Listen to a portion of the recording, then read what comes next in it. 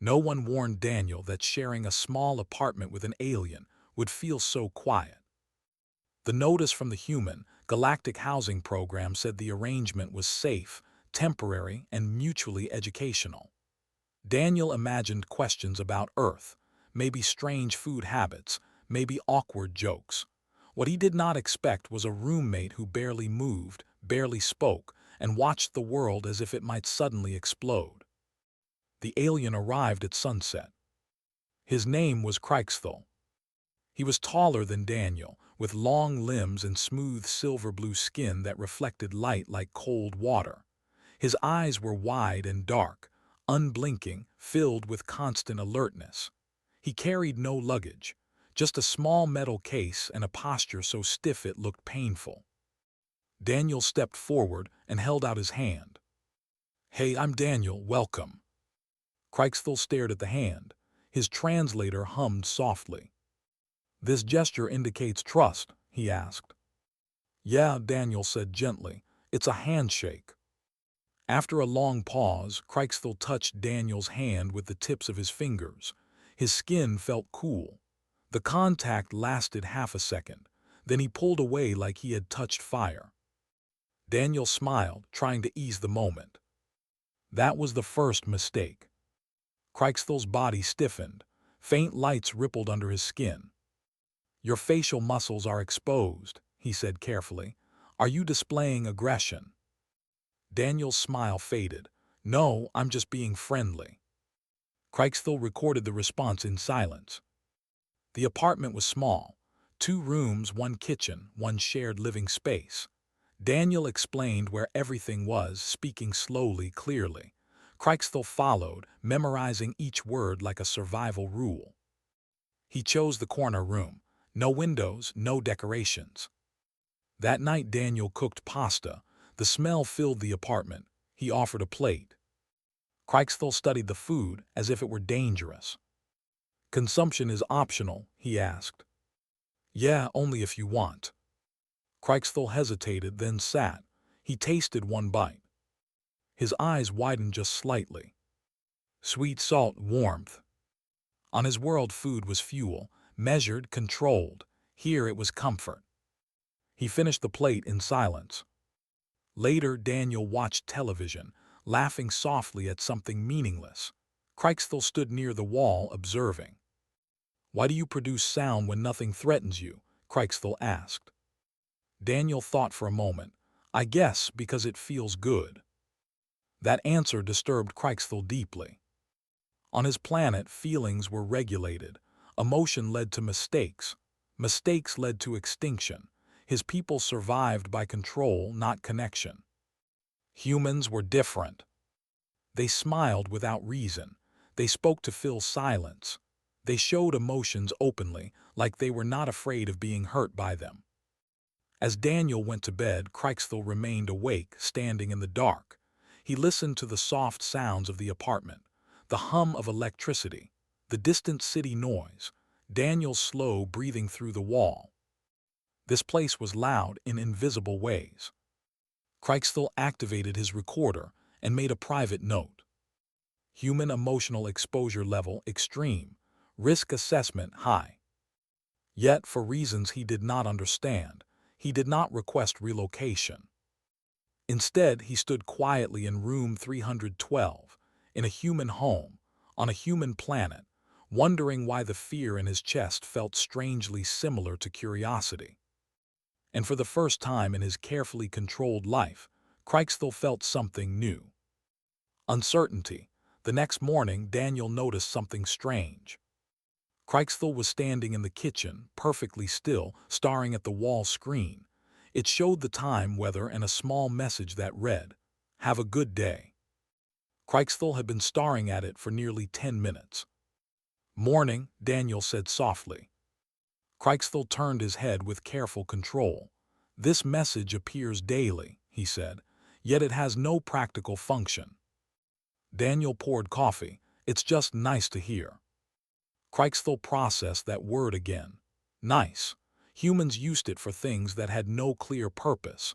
That confused him more than danger ever had. After Daniel left for work, Creixthel remained alone in the apartment. He did not sit, he did not sleep. He reviewed human behavior files instead, laughing, greeting, small talk, emotional signals that had no survival value, yet humans relied on them completely. By the time Daniel returned in the evening, Creixthel had made a decision. He would attempt human interaction. Daniel walked in and nearly dropped his bag. Creixthel was sitting on the couch. Not standing, sitting. His posture was stiff, but intentional. The wall screen displayed a paused human show. Creixthel turned toward Daniel and spoke with careful precision. "I acknowledge your return," he said. "Your presence increases household stability." Daniel blinked, then smiled. Thanks." Creixthel nodded, pleased. He continued. "I have observed that humans engage in conversation to strengthen bonds. I wish to attempt this." Daniel slowly sat across from him. "Okay, we can talk." Creixthel paused, lights flickering beneath his skin as he searched for the next step. "Question 1, he said. "How was your day?" Daniel leaned back, surprised. "Long, kinda stressful." "Stress detected," Creixthel said quickly. "Would you like assistance?" The offer was awkward, stiff, and completely sincere. Daniel felt something tighten in his chest. "No, it's okay, just tired." Creixthel nodded, storing the response. Silence followed, long and heavy. Then Creixthel spoke again.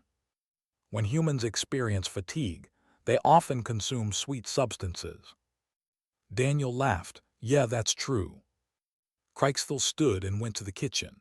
He returned holding a small wrapped chocolate bar Daniel had forgotten in a drawer. "I offer this," Creixthel said, "to improve your condition." Daniel stared, then smiled slowly, warmly. "Thanks, man, that's really thoughtful." That smile again. Creixthel felt his internal system spike. The lights on his arms pulsed bright blue.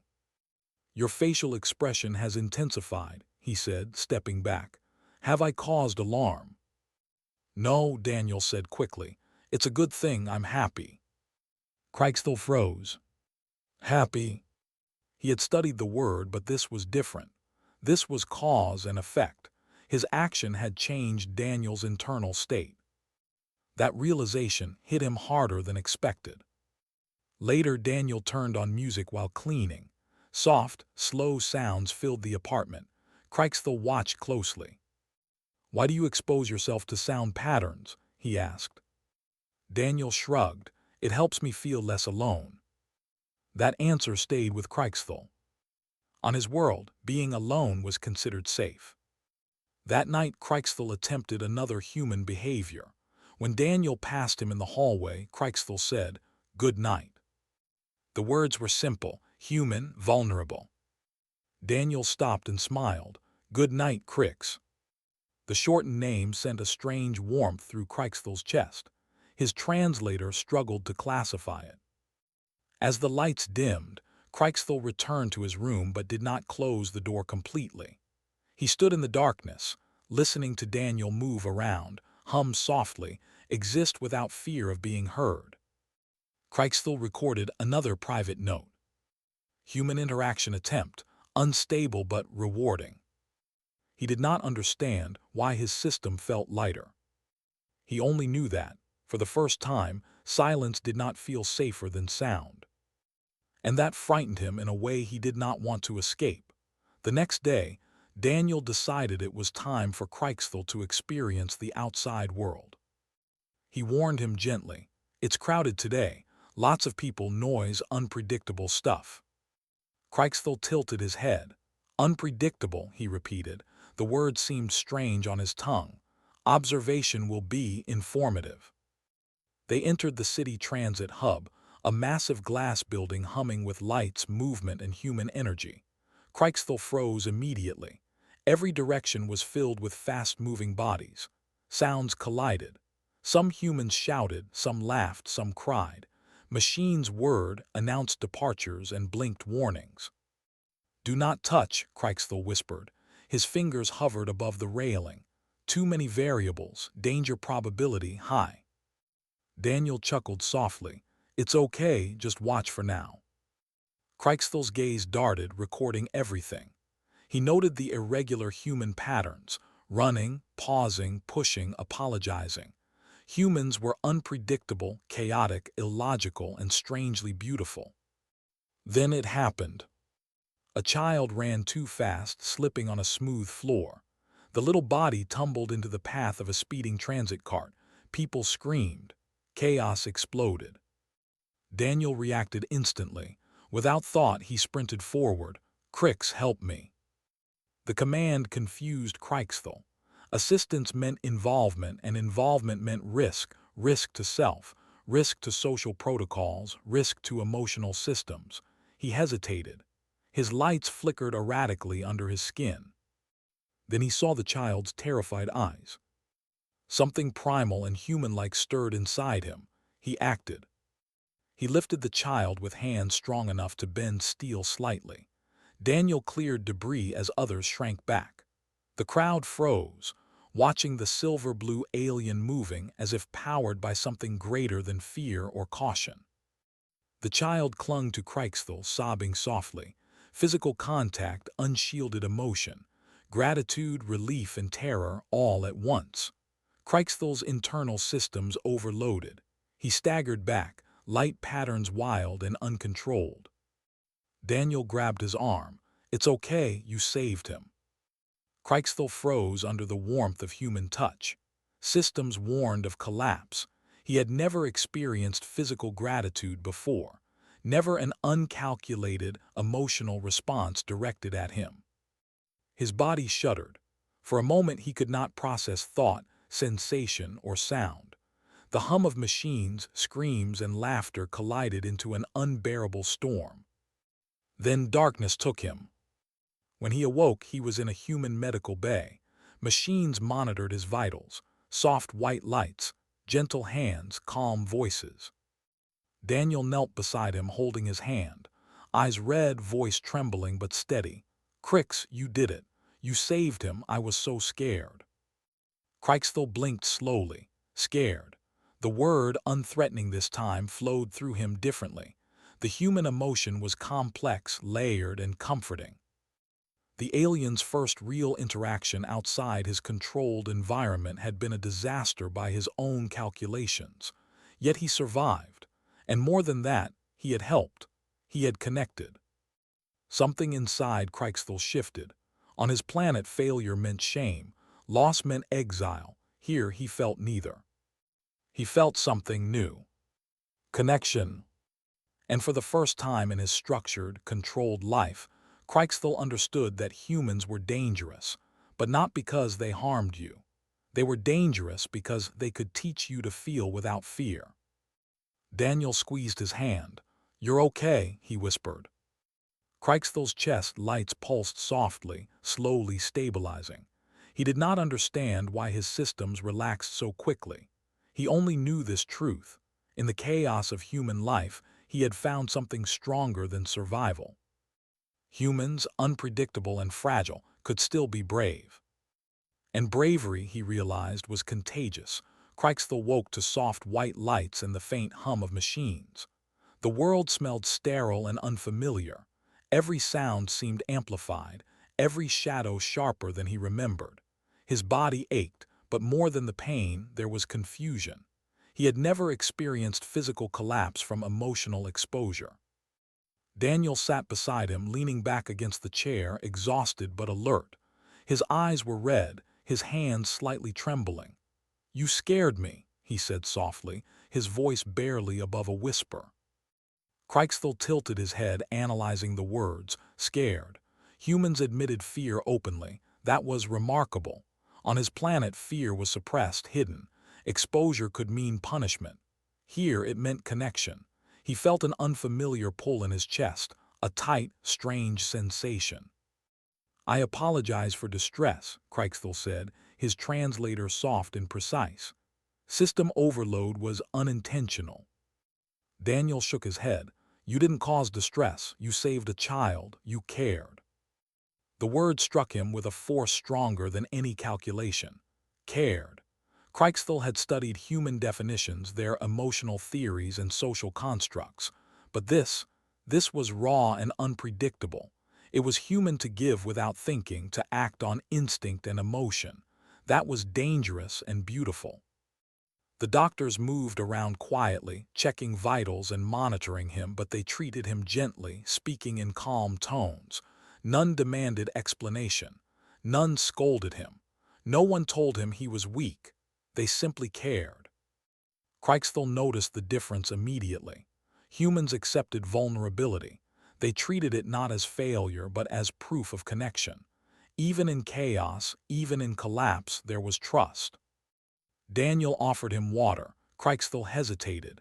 Consumption is optional, he thought. But the thirst was real, a physical craving he could not ignore. He took it carefully, noticing the warmth slide down his throat. Comfort existed in small things. Hours passed. Kreutzthal observed Daniel's subtle movements, how he adjusted the blanket, rubbed his eyes, sighed softly when tired. Each human gesture carried meaning. Each action communicated care even without words.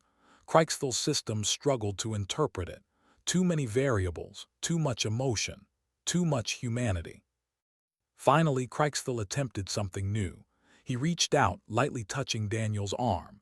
His skin glowed softly under his own control, a sign of internal stabilization. Daniel flinched slightly, then smiled, placing his hand over Kreutzthal's. No fear, only trust. Kreutzthal recorded it in his memory banks. Touch, voluntary. Human response, positive. Emotional reward, unexpected. For the first time, he understood something deeper than theory or observation. Humans did not simply survive through intellect or strength. They survived through care, through bonds, through empathy, through shared moments of courage and tenderness that no calculation could ever predict. Daniel leaned back, exhausted but steady. "You're lucky we met," he murmured. "Most aliens wouldn't, they wouldn't even try." Kreutzthal analyzed the words. Lucky. Humans believed in luck, in chance, in possibilities outside their control. This contradicted every protocol he had followed all his life. Yet somehow it felt right. When the medics allowed him to leave, Kreutzthal did not move immediately. He stayed beside Daniel, studying him, recording everything. Gestures, facial expressions, the way humans gave care without expecting precision or reward. He learned that humans were fragile, yes, but that fragility did not make them weak. Their willingness to expose themselves to risk, to connect, to feel, despite everything, made them unexpectedly strong. As they walked back to their apartment together, Kreutzthal kept close. He did not yet understand all the emotions he felt, but he understood one thing clearly. He wanted to feel alongside humans, to experience what it meant to act without complete control, to risk failure for the sake of connection. And for the first time, Kreutzthal realized that being human, or at least trying to be, was more powerful than any survival protocol he had ever known. Even in the quiet, simple act of care, humans were teaching him something his species had never valued. Courage was not just action, it was vulnerability. And Kreutzthal, standing beside Daniel, knew he was ready to learn. Kreutzthal returned to the apartment that evening feeling different. The city outside hummed with life, but inside the apartment was quiet in a new way. He was not tense, not entirely. The chaos earlier had left a trace in his memory, an imprint of sensation he could not ignore. Daniel noticed him packing slowly. "You've been quiet all day," he said, setting down his bag, "thinking about the hub." Kreutzthal paused, analyzing outcomes, evaluating choices, determining next actions. Daniel smiled gently. "You don't have to decide now." But Kreutzthal already knew there was only one choice that mattered. Galactic authorities had contacted him. His actions in the hub were unprecedented. On his planet, he would be required to return, memory of humans erased, reassigned to controlled work. Here on Earth, they left the decision to him. He sat on the edge of the couch. Lights flickered softly beneath his skin. The decision is illogical. I could return, avoid exposure, resume predictable routines. I would survive. Daniel leaned forward. But would you live? The words caught him off guard. Live. Krykstall had survived countless environmental extremes, calculated every possible hazard and avoided risk. But living, that required more than survival. It required connection, feeling, choice. Krykstall considered Daniel's hand, the warmth, the presence that had comforted him in the med bay. He remembered the child in the hub, the fear in tiny eyes, the gratitude that had made his system overload. The laughter, the small gestures, the shared moments of care he could never have anticipated. You humans are inefficient, he said slowly, emotionally unstable. You act without calculation. Yet there is strength, unpredictable, irreplaceable, valuable. Daniel laughed softly. That's exactly right. And somehow you just described the part of humans I'm proudest of. Krykstall's bioluminescent lights shifted into shades of deep violet. His chest pulsated in a way that mirrored hesitation. On his planet, hesitation was a flaw. Here, it was a signal, a moment to consider human logic intertwined with feeling. He stood and moved toward the kitchen, then back, then finally looked directly at Daniel. I choose to remain. Daniel's eyes widened. You mean here with me? Yes, Krykstall said simply. Exposure continues, observation continues, emotional variables accepted. Daniel felt a warmth rise in his chest. I'm glad, he said, voice steady but soft. I didn't want you to go. Krykstall processed the sentence. Humans valued attachment without practicality, attachment without reward. It was illogical. Yet the feeling inside him, an unfamiliar tightness in his chest, the gentle pulse in his system, felt necessary. That night they cooked together. Krykstall attempted laughter when Daniel made a joke. It was awkward, uneven, and shimmering with strange energy, but genuine. Daniel clapped his hands lightly. There it is. Later, Krykstall tried something even bolder. He touched Daniel's shoulder gently. The gesture was deliberate, human-like. Daniel froze for a second, then smiled. I think I'm starting to understand you. Krykstall recorded the sensation. Human touch, emotional reward, profound. Action produces connection beyond survival metrics. He considered the implications. If staying meant learning, feeling, risking, and failing, it was worth more than the perfect logic of his world. As the lights dimmed, Krykstall stood by the window looking at the city. For the first time, he did not feel the need to calculate every possible threat. He felt something different, anticipation, hope, a strange warmth he could not categorize. Daniel joined him, silent, simply sharing the space. Krykstall realized then that human presence was its own kind of energy, not calculable, not measurable, pure. He had made a choice that no one in his species would understand, but he did not care. Here, with humans, with Daniel, Krykstall would discover what it meant to live, not just survive. And for the first time, he looked forward to every uncertain moment. Word of Krykstall's actions at the transit hub spread quickly. Reports traveled faster than light through interstellar channels. An alien had defied his species, strict rules to save a human child. The story ignited curiosity, admiration, and debate across planets. Krykstall did not expect attention. On his world, such events would be punished, analyzed, and erased. But on Earth, humans celebrated the unexpected. They praised courage. They valued empathy. And now the galaxy wanted to hear him speak. Daniel stood beside him as they entered the Galactic Council Hall.